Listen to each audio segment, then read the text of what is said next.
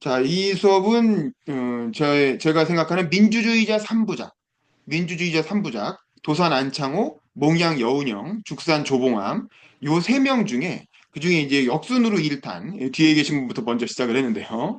그래서 이제 커리큘럼은 박태균 교수, 요즘 되게 유명하신 셀럽이죠. 방송에도 많이 나오시고 그 박태균 교수가 무려 30년 전에 그 제일 처음 썼던 이제 첫 저서입니다. 그래서 제가 요 수업을 하게 되면서 박태균 교수님한테 연락을 드려봤어요. 개인적으로 아는 분이라. 그래서 이 책으로도 수업합니다. 그랬더니 그거는 30년 전에 내가 쓴 책이라 나는 지금도 기억이 가물가물한데 이러시더라고요. 그러니까 너무 옛날 책이고 이게 특히 이 특이한 점은 제가 오늘 다룰 내용이 일제시대 파트잖아요. 일제시대 독립운동가 시절로서의 조봉암에 대한 얘기를 할 건데 이 파트는 박태균 교수가 쓴 것도 아니에요. 이 책의 서문에 보면 유기철 씨라는 분이 이미 이 연구를 프로젝트를 맡아서 쓰고 있다가 개인 사정으로 못 쓰게 되니까 그 내용을 박태균 교수한테 인계한 거야. 그래서 그때 막 박사학위를 받았던 젊은 연구자였던 박태균이 이어받아서 그 내용을 그대로 살리고 거기에 추가로 몇 개 추가해서 그 뒤에 내용을 썼다. 이렇게 원고 머릿말에 써 있죠.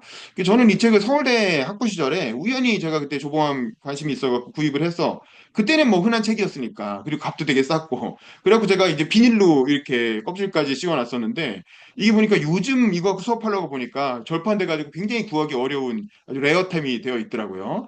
이 책 말고는 사실은 김삼봉 씨가 쓴 조봉암 평전이라는 게 요즘 시중에 많이 팔리고 있고 그다음에 아까 이택선 박사가 쓴 자유인의 길이라는 책도 있는데 요거는 좀 구하기가 어렵고 근데 이제 요즘 나온 책들은 조봉암 선생이 요즘은 그 농지개혁으로 다시 재평가를 받으면서 농지개혁에 초점을 둔 특히 그 자유인의 길이라는 책 보시면 그 농지개혁과 해방 이후의 정치 행적에 초점을 많이 두고 있는데 이 책은 그 훨씬 전에 나온 책이라 이 독립운동 파트가 꽤 비중 있게 서술이 됩니다. 그게 이제 요즘 나온 조봉암 평전들하고 좀 다른 내용인 것 같아요. 그래서 그것도 이 책에 오늘 다룰 이 부분도 이 책의 되게 특징적인 부분이라는 거.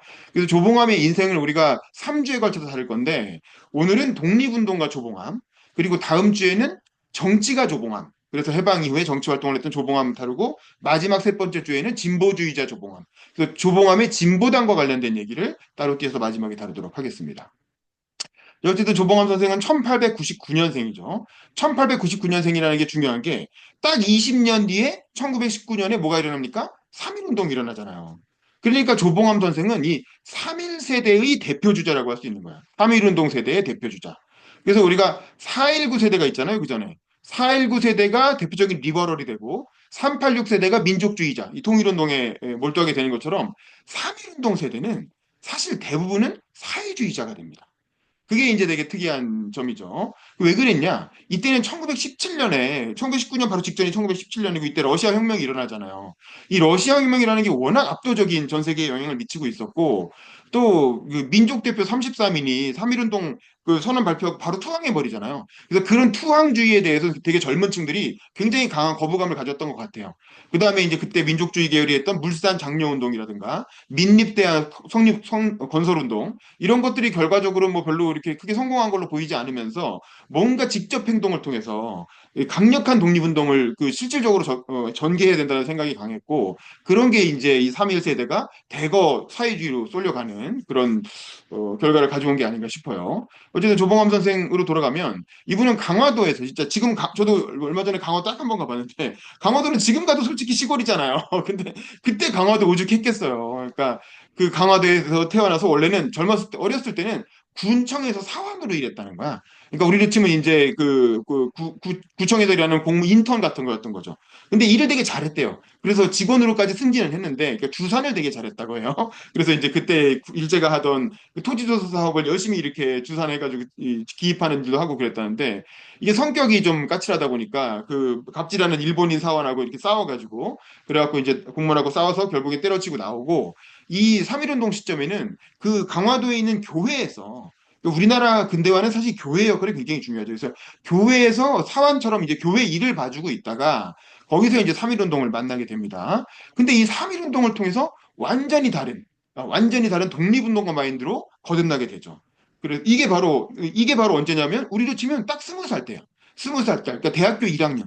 대학교 1학년 들어가자마자 3.1운동을 만난 거예요. 그러니까 이게 얼마나 큰 정신적 충격을 받았겠어요. 그래서 이때 이 3.1운동을 통해서 시골 청년이었던 조봉암이 세계사의 최첨단 조류와 직접 마주치게 되는, 그래도 완전히 다른 삶을 살게 되는. 그래서 이때부터 조봉암의 인생은 거의 조봉암의 모험이에요. 조봉암이 그냥 단순히 강화도, 서울도 아니고 강화도 산골에 있다가 서울 왔다가 일본으로 갔다가 중국으로 갔다가 소련으로 갔다가 이렇게 조봉암의 이 인생이 완전히 동북아 전체를 아우르는 거대한 어떤 세계사적 그 격동 속으로 빨려 들어가는 그 계기가 되는 게 바로 이 3.1운동이고, 3.1운동 직후에 잠깐 감옥에 갔다 와서 그 다음에 서울로 왔어요. 서울로 와서 서울 YMCA, 종로에 있는 YMCA에서 활동을 하다가 이때 만민공동회를 주최했던 월남 이상재 선생의 강연을 들었다고 해요. 그래서 그게 굉장히 인상적이었다는 얘기를 하는데, 오래 활동은 못하고 이것도 잠깐 활동하다가 또 일제에 잡혀가지고 잘못된 핑계로 잡혀서 한 6개월간 감옥에 있으면서 엄청 고문당하고, 그때 아주 일제라면 진저리를 치게 되는 거지. 그래서 도저히 이대로는 안 되겠다라고 해서 이 유학을 떠나자라고 해서 일본으로 무작정 여행을 떠납니다. 근데 이제 이 당시에는 일본에도 이런 식으로 이 독립운동 하려고 유학 온 조선 청년들이 엄청나게 많았어요. 그래서 이제 그때 이제 인촌 김성수나 해공 신익희나 뭐 이런 우리가 지난 수업에서 다뤘던 그런 분들, 고아 송진우 이런 부잣집 아들들은 되게 와세다 대학으로 갔어요. 그래서 와세다 대학 정경학부가 거의 뭐 우리나라 독립운동가들을 집중적으로 배출했다고 할 정도로 굉장히 중요한 학부인데, 이분은 와세다 대학은 아마 돈이 없어서 못 가고 주호대학, 중앙대학이죠. 일본 주호대학, 중앙대학의 정경학부로 입학을 합니다. 근데 이제 돈이 없어갖고 친구들한테 얹혀 살면서 엿장수를 했다 그래요. 그래서 1년 정도는 엿장수를 하면서 돈을 모아가지고 그걸로 도쿄로 가서 주호대학에 입학을 합니다. 이 주호대학에 입학을 하니까 완전히 그 사회주의자들이 득실한 거지. 1920년대 초니까 일본이 굉장히 좌경화돼 있던 시기거든요. 이때가 메이지 그 다이쇼 데모크라시라 그래서 일본이 굉장히 좌경화돼 있고, 그래서 이때는 뭐 수업보다도 엄청나게 책을 많이 읽었대요. 그러면서 각종 사회주의, 무정부주의, 당시 유행하던, 당시 일본뿐만 아니라 그 당시 일본은 세계 최첨단인 거야. 그야말로 이제 일본이 그 미국에 맞먹는 엄청난 이제 군사대국으로 성장하고 있던 시기였기 때문에 그때 이제 세계 최첨단의 각종 급진 사상들을 싹 빨아들이게 됩니다.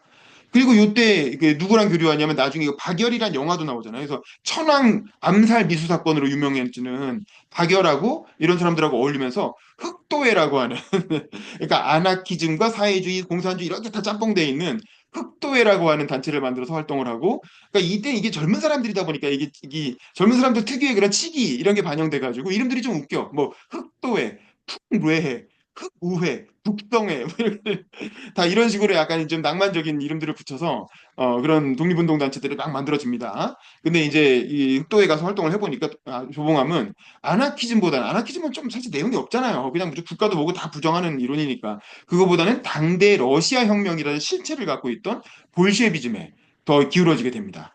그렇게 해가지고 한 2년 정도 일본 생활을 하고 1년은 엿장수 하면서 돈 벌고 1년은 도쿄에 유학 가서 1년 정도 공부를 했는데 아마 뭐 돈도 없었을 것 같고, 그다음에 이 당시에는 뭐 하겠다는 게 목적이 아니라 독립운동을 위한 수단으로 일본에 간 거기 때문에 이 정도 공부했으면 됐다. 그리고 1년 정도 있다가 다시 귀국을 하게 되죠.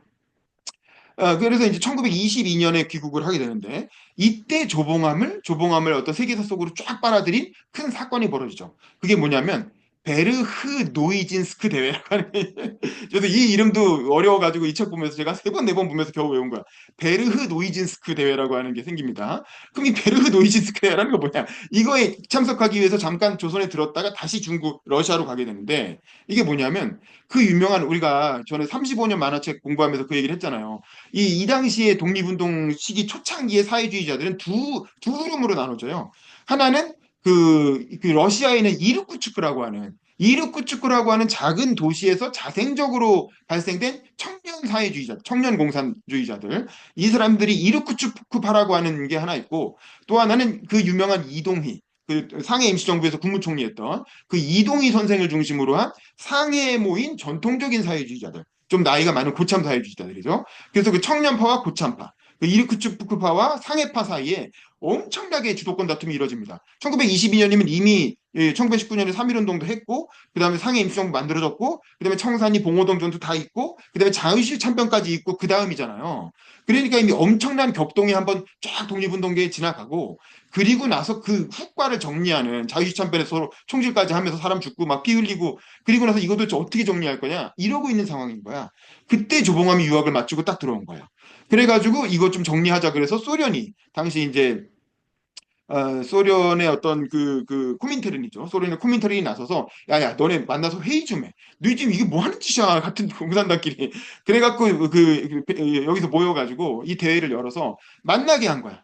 그때 그 이르쿠츠크파가 한 70명 모이고 상해파가 한 70명 모이고 국내에도 사회주의자들이 있다더라. 그럼 국내에서도 좀 와봐. 그렇게 해가지고 국내파를 대표해서 국내파의 청년들을 대표해서 막 일본 유학을 마치고 돌아온 조봉암이 조선 대표로 이 대회에 참가하러 가게 된 거예요. 그래서 이제 조봉암 제가 처음으로 이제 러시아 물을 먹게 된 거지.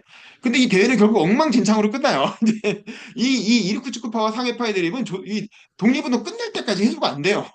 그래서 좌파는 분열로 망한다는 얘기가 이때부터 나오는데 어쨌든 이거는 해결이 안 돼. 엉망진창으로 끝나는데 어쨌든 이때 조봉암이 이제 넘어진 김에 쉬어간다는 말이 있잖아요. 그래서 러시아 온 김에 공부나 더 할랍니다. 이렇게 해가지고 모스크바로 가서 모스크바 동방 노력자 공산대학, 이게 지금으로 치면 모스크바 대학의 전신이겠죠. 여기에 이제 입학을 하게 됩니다. 이때만 해도 이제 러시아가 전 세계를 해방시켜야 된다는 세계혁명의 이론에 따라서 그런 유학생들을 엄청 공짜로 막 받아줬어요. 그래서 막 공부도 시켜주고 그랬어요. 그래서 2년 과정이고 1년은 선배들이 통역을 해주고 2년째는 자기 러시아 배워서 들어야 되고 뭐 이런 과정인데 여기서 이제 2년 정도 여기서 이제 그 외국인들하고 막 어울려갖고 수많은 나라에서 온 청년 사회주의자들이랑 교류하고 이러면서 인식의 지평이 확 넓어지는 거지. 저는 그야말로 전 세계 최첨단 교류를 쫙 흡수를 합니다. 다만 러시아를 잘 못했고 수업을 100% 수업 내용 자체는 별게 없었다는 거예요. 근데 이제 6개월 정도 공부를 하다 보니까 폐결핵이 걸린 거야. 그러니까 이게 이 당시에는 젊은 사람들이 폐결핵에 많이 걸려서 죽었잖아요. 이때만 해도 폐결핵은 되게 못 먹어서 걸리는 병이니까 흔한 병이었고 걸리면 죽는 병이었어. 그래서 이제 이게 러시아 이용만리에서 혁명도 못 해보고 죽으면 너무 억울하잖아. 그래서 아이 됐고 죽기 전에 집에 또 고향으로 돌아가서 일이나 실컷 하자 그런 생각으로 6개월 만에 유학을 중단하고 다시 국내로 귀국을 하게 됩니다. 그래서 이제 국내에 와서 본격적으로 공산주의 활동하는데 폐결핵은 또 났어요. 그래서 알다시피 조봉암 선생은 말년 한 60까지 정정하게 잘 사십니다. 건강은. 그래서 폐결핵으로 돌아가신 건 아니고 어쨌든 그 덕분에 러시아 유학은 짧게 마무리하고 돌아오셨다는 거. 근데 이제 국내에 왔더니 국내도 또 난리야. 그러니까 이게 해외 공산주의자는 이르쿠츠크파랑 이제 상해파가 중심이 돼서 싸우고 있고 국내로 돌아와 보니까 여기는 또 이게 국내에서 자생적으로 생긴 공산주의자들하고 해외 유학하고 온 공산주의자들 사이에서 또 싸움이 나 있는 거야.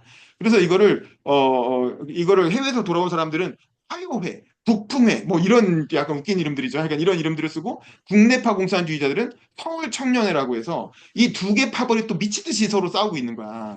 그래서 이제 주도권 다툼을 하고 있는 상황에서 어쨌든 조봉암은 해외 물을 먹고 러시아 물까지 먹고 들어온 거잖아요. 그러니까 엄청난 권위를 가지고 진짜 강화도 시골 청년이었다가 이 두 번의 유학을 통해서 이 공산주의 운동계에서 굉장히 어떤 입지를 가지게 된 거죠. 그리고 딱 들어왔고 이때 이제 소련의 코민테른이 야야 너네 좀 정리 좀 해. 너네 이렇게 맨날 니들끼리 싸울 거야. 그래서 꼬르부유로라는 걸 만듭니다. 꼬르부유로가 우리로 치면 고려국이죠. 그러니까 코리아국을 만든 거야.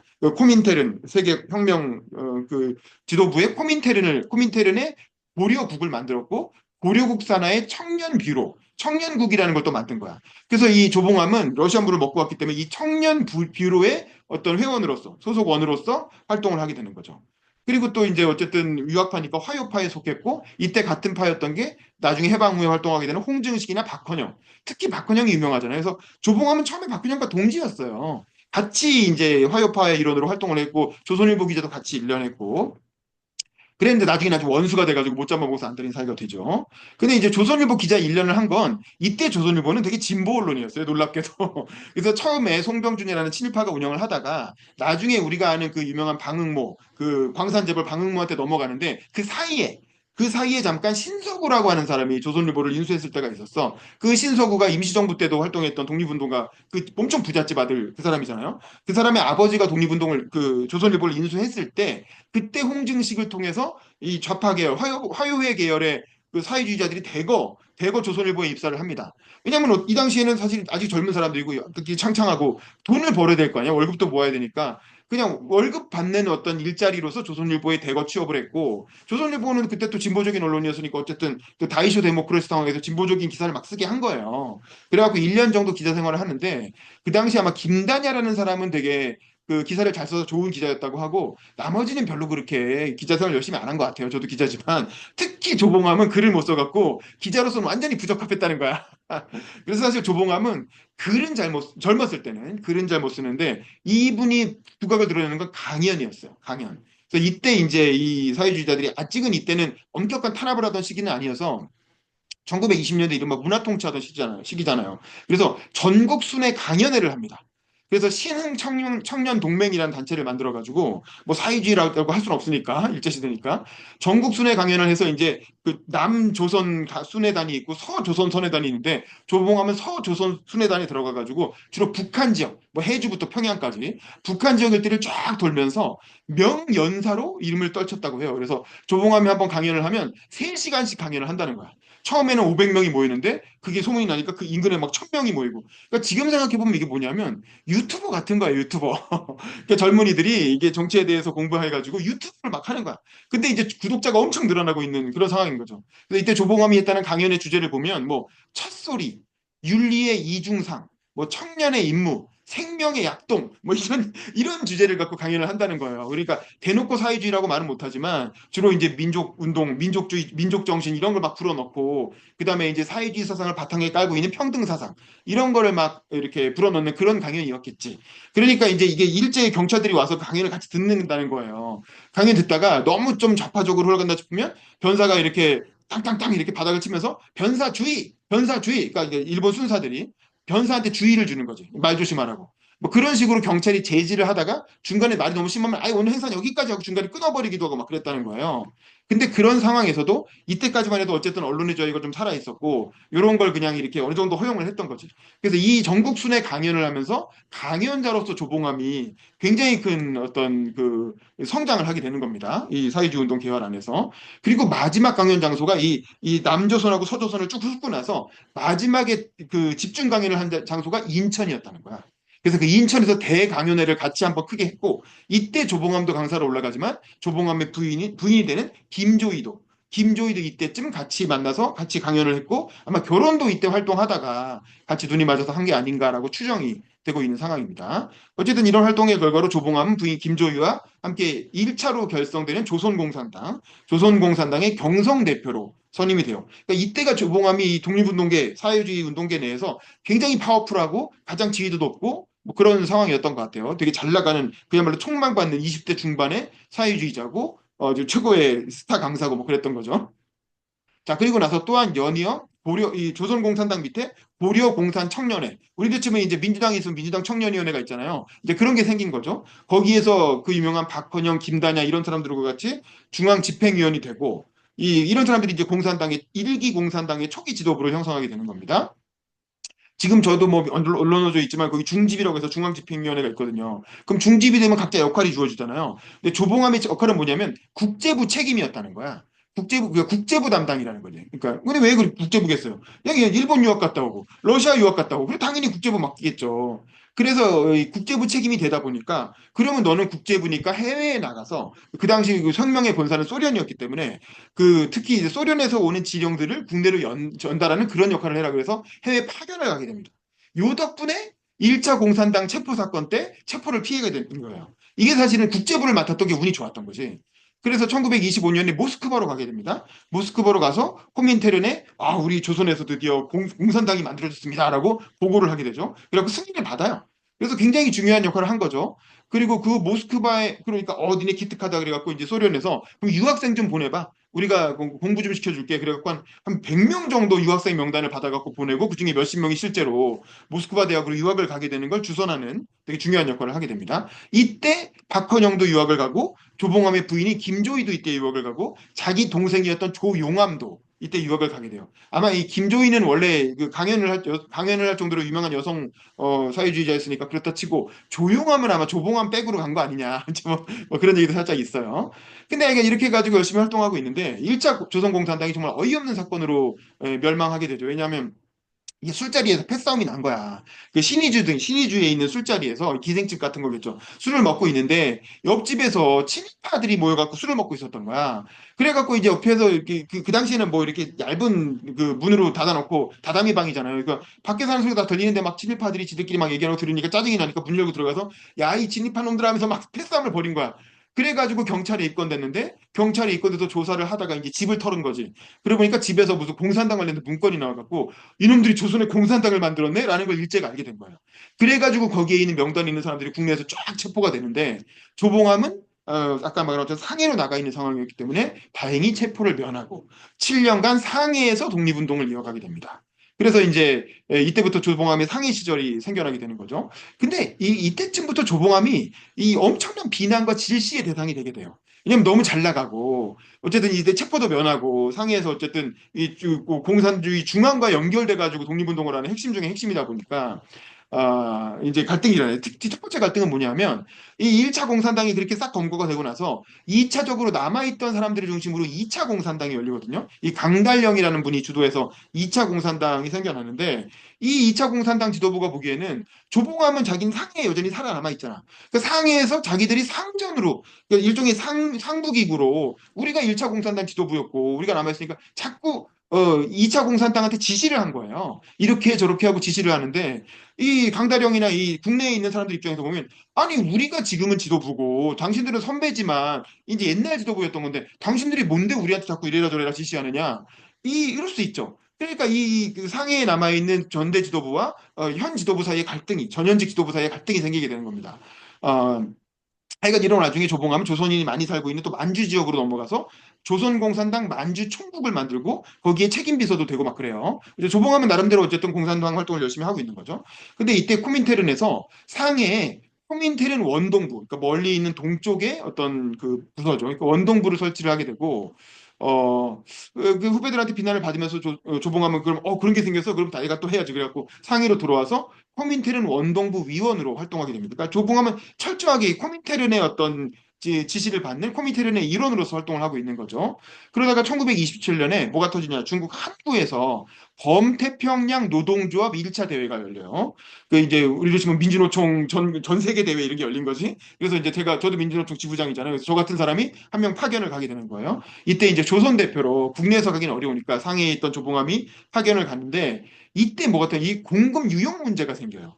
이게 나중에 이제 해방 이후에 그 조봉암이 공격받는 포인트가 되는 거죠. 조선에 모풀이라고 하는 혁명단체가 있었는데 거기서 이제 ML당, 그러니까 마르크스 레닌주의인데 공산당을 말하는 거죠. 거기로 보내라고 이제 활동 자금을 보내는데 이게 이제 조봉암이 이 대회에 가야 되는데 돈이 없으니까 이 범태평양 노동조합 대회에 가기 위한 여비로 그냥 이걸 써버린 거야. 여비하고 자기 먹고 사는 생활비로 이 활동 자금을 써버렸고 이거에 대한 변명은 잘못했다. 근데 그렇다고 내가 굶어 죽을 수는 없지 않느냐. 이제 나중에 그냥 책임을 끄니 굶어 죽을 수는 없다. 이렇게 없었다라고 뭐 근데 잘못했긴 잘못했다. 이렇게 인정을 해버립니다. 어쨌든 이게 나중에 해방 후에 박헌영한테 공격당하는 그런 포인트가 되고요. 어쨌든 이 대회 이후에 코민테른 원동부가 뭐라 그러냐면 일국 일당주의 원칙이라고 해서 그 당시에는 한 나라엔 하나의 공산당만 있어야 된다. 근데 이 조선인들은 보니까 중국에 와서 활동하면서 조선공산당 소속으로 활동한다는 거야. 그러면 안 된다는 거지. 그러니까 너네는 중국에서 활동하니까 중국 공산당에 가입해라. 이렇게 얘기한 거예요. 그러니까 이제 많은 조선인들이 아니 우린 조선 독립운동하려고 공산주의 하는 건데 우리가 왜 중국 공산당에 가입하냐라면서 그냥 활동을 포기하고 조선 국내로 들어가 버리거나 뭐 이런 일들이 생깁니다. 근데 이때 조봉암은 코민테른의 충실한 지시를 받는 입장이잖아요. 그러니까 그냥 중국 공산당에 가입을 합니다. 그래서 이때 그래 뭐 코민테른 입장이면 그렇다면 그래야지라면서 중국 공산당에 가입해서 중국 공산당의 한인 지부를 조직해가지고 중국 공산당 산하에서 조선인 파트로 활동을 하게 되고 이때 여운형도 같이 중국 공산당 한인 지부에 가입했다는 거예요. 그래서 해방 후에 조봉암이 서대문 연구소에 갇혔을 때 여운형 선생이 와서 풀어주는 그러면서 이거 죽산 이러면서 뭐 선생님 이러면서 반갑게 맞는 장면이 나중에 나오게 되죠. 자, 어쨌든 이렇게 하다 보니까 그렇게 중국 공산당의 한인 지부로 활동하면서 1928년에는 도산 안창호가 주도했던 이른바 민족유일당 운동 여기에 어떤 사회주의 쪽 대표로 참여하기도 하고 그러다가 이제 국공합작이 결렬되면서 이 운동도 흐지부지 되니까 그러면 좌파들만이라도 진보주의자들만이라도 독립운동 단체를 만들어 보자라고 해서 그런 다 조직들을 해외에 있는 좌익들을 싹 끌어 모아갖고 유호 한국 독립자 동맹 뭐 이런 단체도 만들고 1929년에는 한글 기관지 앞으로라는 것도 창간을 하게 됩니다. 그러다가 1931년에 1월에는 중국 공산당 상해 지부의 서기로 선출이 됩니다. 그러니까 나름대로 열심히 살고 있죠. 그리고 1931년 9월에는 만주 사변이 일어나니까 이게 만주에서 이제 관동군이 상해로 밀고 들어오기 시작하잖아요. 중국을 막 본격적으로 중일 전쟁이 일어나니까 상해 한인 반제 동맹이라는 걸 만들어서 일본의 만주 침략 반대, 또 소련 진공 반대, 세계 제국주의 분할 반대, 뭐 이런 것들을 하는 선전 운동을 막 빌어 만들어서 뿌리고 그 뭐 그런 활동을 막 했다고 해요. 그러다가 1932년 9월에 마침내 체포가 되게 되는데 요 7년이 조봉암의 상해에서의 독립운동 시절이라고 볼 수가 있죠. 근데 요때 조봉암한테 스캔들이 하나 터져요. 이게 또 나중에 해방 후에 공격받는 포인트죠. 뭐냐면 바로 그 유명한 김이옥 사건입니다.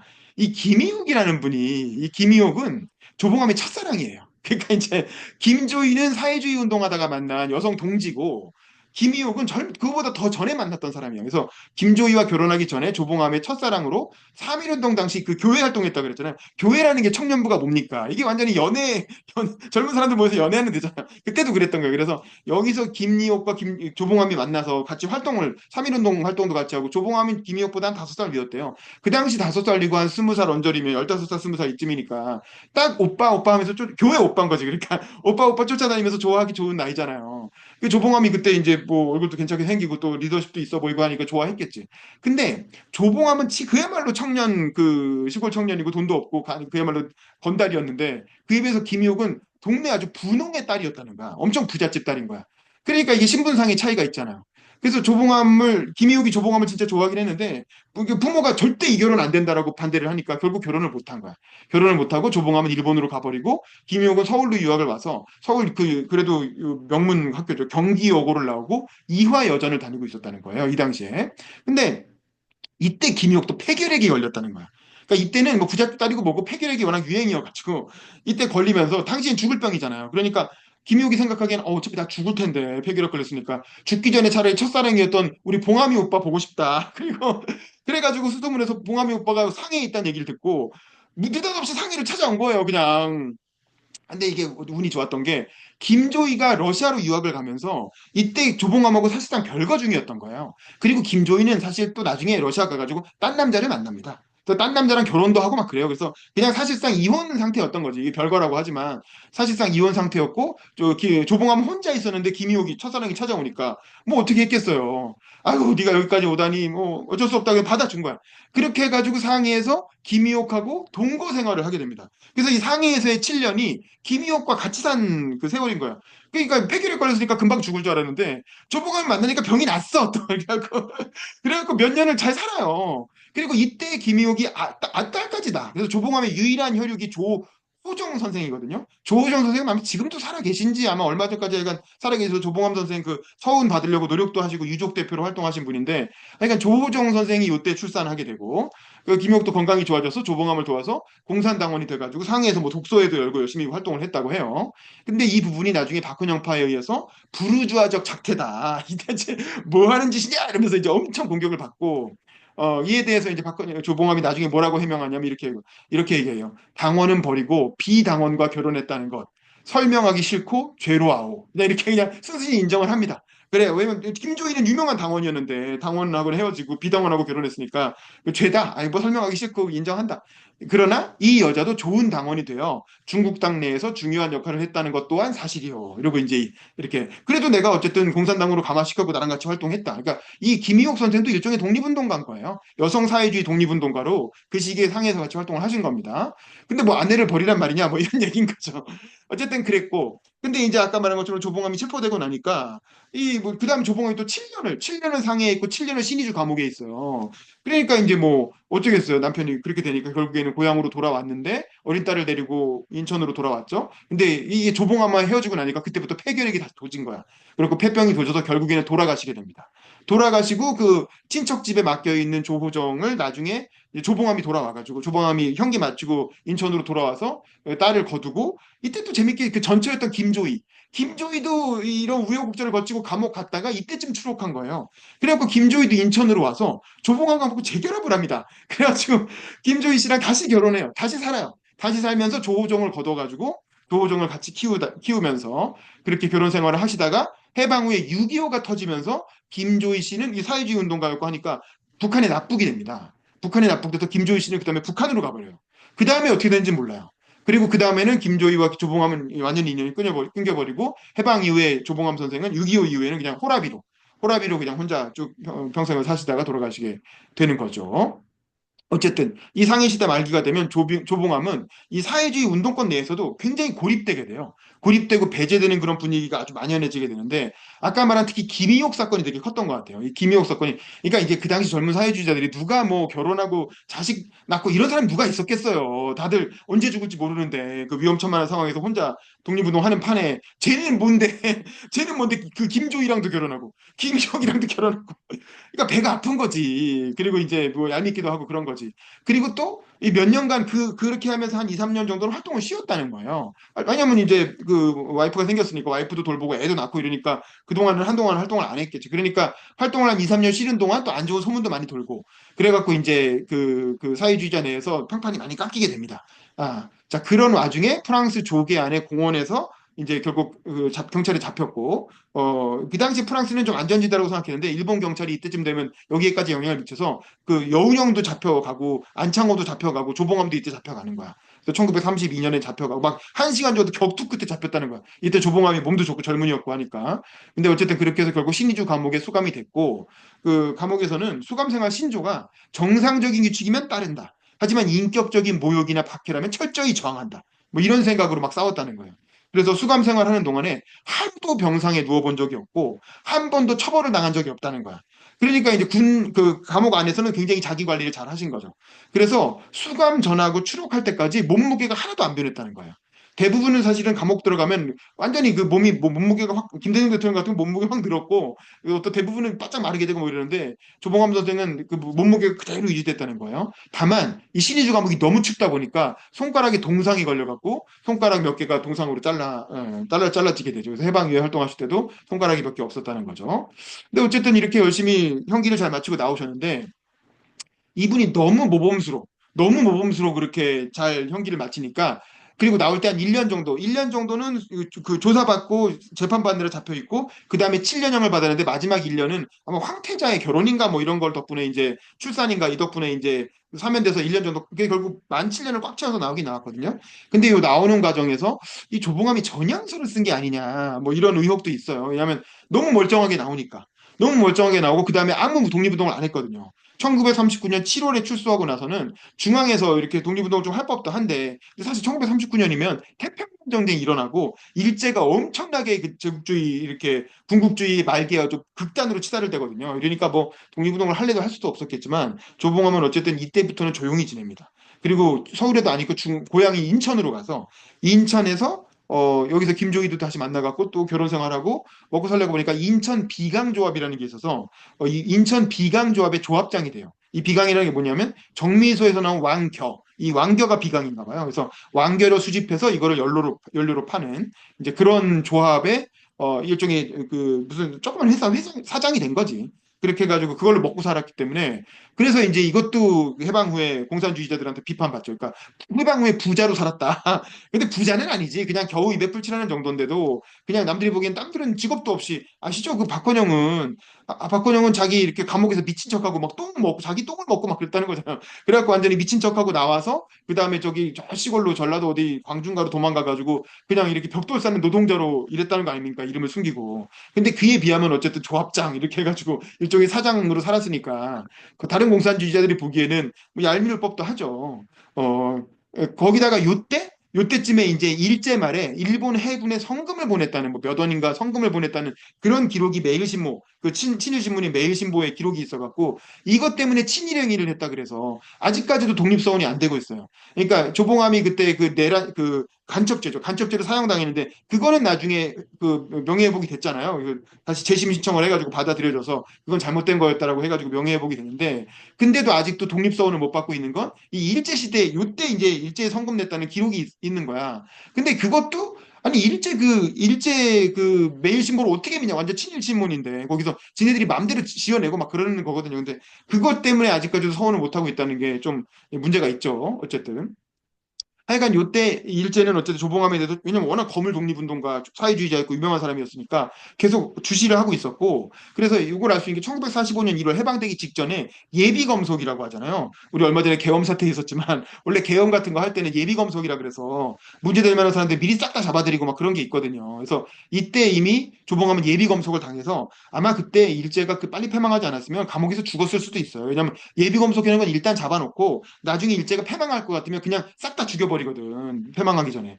근데 이제 다행히 그렇게 안 되고 일본이 이제 핵폭탄을 맞으면서 급작스럽게 항복을 하면서 여운형한테 치안권이 이양되고 여운형이 그때 서대문영무소에 가서 문을 쫙 열어주니까 거기서 나온 사람 중에 조봉암이 있었다는 거 아닙니까? 그래서 몽양 선생이 죽사 하면서 이렇게 안아줬다는 그 얘기가 유명하죠. 근데 어쨌든 출소 후에는 독립운동을 전혀 안 했고 그리고 또 그렇다고 남들처럼 뭐 이름을 팔면서 이렇게 뭐 인촌이니 뭐 이렇게 친원 이광수처럼 막 적극적으로 친일을 한 것도 아니에요. 그냥 조용히 지역에서 먹고만 산 거예요. 그 조합 조그만 회사 차려갖고 가족 건사하면서 조금만 먹고만 산 거죠. 그러니까 그렇게 엉거주춤한 자세로 해방을 맞았다는 거. 그게 이제 이런 부분이 해방 후 박헌영계에 의해서 엄청 벌떼같이 공격을 받는 계기가 되기도 하고. 근데 이제 어쩌면 그 덕분에 공격을 하도 받고 공산당이 안 껴주니까 공산당이 안 껴주니까 할 수 없이 전향을 하게 되는 거죠. 그래서 공개적으로 존경하는 박헌영 동무에게 동지에게라고 해가지고 편지를 썼는데 그 편지가 동아일보인가에 이렇게 유출이 돼가지고 조봉암이 제보한 건 아니에요. 근데 이제 누군가한테 줬는데 그게 전달돼가지고 그 이렇게 공개 편지 형식으로 동아일보에 게재가 돼서 그걸로 이제 전향한 게 전국에 공개적으로 알려지게 되는 거죠. 어쨌든 그 덕분에 조봉암의 이름이 더 유명해진 그것도 있긴 있습니다. 어쨌든 이렇게 공개적인 전향을 하게 되고 일종의 아우팅을 당한 거죠. 그랬기 때문에 또 이승만 눈에 띄어갖고 대한민국 건국에 참여하게 된 거예요. 그리고 국회의원도 되고 어쨌든 농림부 장관도 되고 그래서 농지개혁을 또 담당하게 되니까 참 인생지사 세옹지마죠. 만약에 그때 그런 일을 당하지 않고 해방 후에 박헌영하고 같이 힘을 합쳐서 공산주의 운동을 했으면 뭐 남로당의 거물이 됐겠지, 뭐 남로당 2인자쯤 됐겠지. 그러다가 결국엔 6.25 전쟁에 북한으로 참전해가지고 나중에 전쟁 끝나고 나서 책임 뒤집어 쓰고 박근영이랑 같이 미제의 간첩으로 몰려서 처형당했겠지. 그러니까 그런 걸 생각해 보면 이 역사라는 게 참 아이러니하다. 어쨌든 이 조봉암이라는 분의 존재는 일제시대의 공산주의 독립운동사에 굉장히 큰 족적을 남긴 거죠. 어쨌든 코민테른과 직접 연결된 그 사람이었으니까. 그리고 독립운동, 공산당, 일기 공산당 초기 지도부였고, 그리고 또 이분들의 문제의식이, 이분들의 사회주의적 문제의식이 결국인 대한민국 헌법에 이 사람도 재원 의원이었잖아요. 헌법에 반영이 되고 그게 결국 농지개혁으로 이어지게 되고 그 농지개혁 덕분에 우리나라의 어떤 경제 성장이 가능했다라는 게 요즘 학계에서 많이 하는 얘기잖아요. 그런 걸 이제 주대한 대표님 같은 분이 책으로 써서 또 대중적으로 널리 알렸고 그래서 그런 점에서 우리나라의 어떤 독립운동사가 절반만 대한민국에 흡수될 수도 있었는데 조봉암의 존재로 인해서 어떤 이 좌익계 공산주의자들의 독립운동도 대한민국 건국에 참여하게 되는 그런 계기가 된 거죠. 그런 면에서 굉장히 조봉암의 활동이라는 거, 독립운동 시절에 일제시대의 조봉암의 활동이라는 거 굉장히 큰 의미를 가진다라는 생각이 들고 그래서 여기까지 해가지고 일단 조선시대 조봉암의 그 일제시대 조봉암의 독립운동사에 관한 부분을 다루고 다음 시간에 해방 이제 이런 상태에서 해방을 맞게 되는 거예요. 어떤 상황인지 아시죠? 조봉암은 지금 인천에 처박혀 있고 인천에서 겨우 먹고 살고 있는데 갑자기 해방이 물론 이제 서대문영무소에 잡혀갔다가 갑자기 해방이 됐고 그리고 이제 그야말로 격동의 해방 정국이 쫙 일어나게 되는 거죠. 그리고 몽양 선생이 첫 타자로 딱 등장을 하면서 건국준비위원회를 만들어 갖고 막 엄청난 주목을 받게 되고 전국의 건준 지부가 144개나 한꺼번에 쫙 만들어지고 그 상황에서 과연 조봉암은 어떤 선택을 하고 어떤 활동을 하게 되는가 그리고 어떻게 해방 이후에 건국의 국회의원에 도전해서 건국에 참여하게 되고 농림부 장관이 되고 농지개혁이라고 하는 그 조봉암 정치의 가장 최대의 업적 그리고 이후에 대한민국에 굉장히 큰 영향을 미친 농지개혁을 성공시키게 되는가 그리고 나중에 이어서 이승만의 대항마로 대선까지 출마하게 되죠. 그러니까 이 조봉암의 이걸 인생이라는 건 정말 극단적인 롤러코스터를 타는 거예요. 진짜 깡촌 강화도의 시골 청년이 이 전 세계를 휘몰아 다니면서 독립운동을 하다가 감옥에 7년 갔다가 그리고 나서 국회의원 되고 장관 되고 대선 출마까지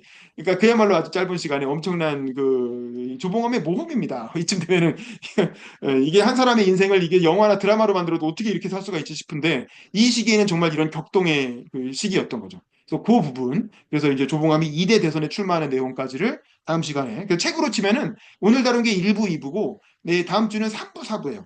3장, 4장, 3장, 4장까지 읽어오시면 됩니다. 그래서 오늘의 그 설명은 여기까지 드리고, 그다음에 여러분들하고 같이 또 조금 토론하는 시간 가져보겠습니다. 감사합니다.